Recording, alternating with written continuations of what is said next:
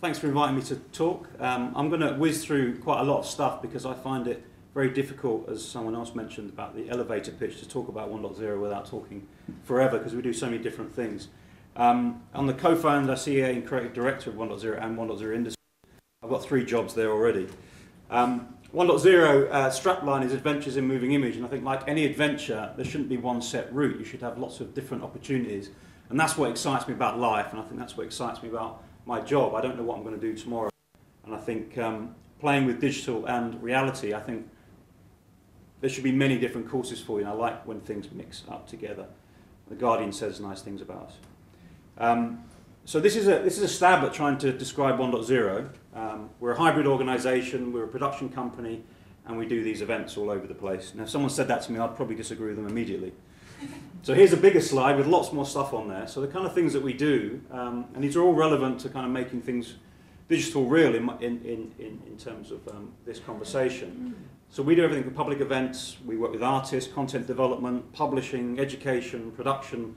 You can read, the list goes on. I think one of the main things we're known for is our annual digital festival called 1.0 Adventures in Motion, which tours the world. So how does 1.0 make digital real? We do that through the kind of activities that we do. Festivals, which we then tour, we do lots of special events, we commission and build installations and exhibitions. We have extensions to that to contextualise the area, books and DVDs. We do lots of education, very similar to some of the projects that Hyper Happen have done on a very smaller scale. And also, more importantly, I think, production, because if you don't make something new, you won't change the world. This is a little video about 1.0, our first year at the BFI in 2008, where it was the most successful weekend they'd had ever. We moved from the ICA. It will give you some flavour of what 1.0 is about as a festival.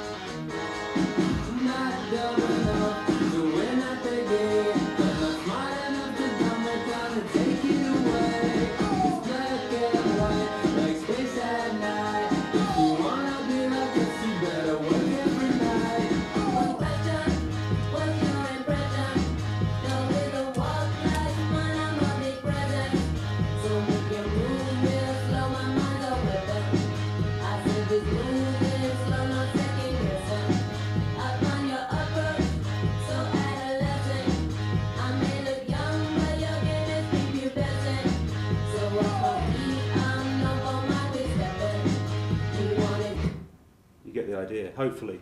The festival breaks down into lots of areas, but what excites me, not just screening programs that we do a lot of, is getting that kind of community aspect. When you go to a festival, you want to meet other people, you don't just want to sit in front of a screen. And I think that community and that collective experience is really, really important, and something that I think we, in some ways, 1.0 has come from the digital world, but we're very much focused on the real world and everything we do. And what we like to do is kind of mix that world up. So we're very good at kind of creating this collision between different disciplines, different areas. We started out in kind of looking at non-traditional moving image makers, people like coming from music videos who weren't considered to be proper music directors 15 years ago, people working in new media, graphic design, and then we've branched right out to everything from all of the creative industries, from installation, street art, architecture, and out into the city, which is really important. Not many people know that 1.0 actually is very international. We travel quite a lot, and we do that via partnerships and friends, really. We've been to, I think, what it says there, 120 cities in 40 countries worldwide. So it's pretty international, both in terms of its outlook, but also we collect work and showcase that work and try and get people to talk together across that. One of our most successful events, well, it's the most successful event so far, is in Buenos Aires. We went there in 2006, which was about our 10th anniversary. And I'm going to show you a very small video which features, I'll talk over it. What was amazing about taking something there was, because you think London's a be-all and end-all, it is a tremendous creative hotspot. But taking somewhere like OneDotZero had no event like this was really eye-opening.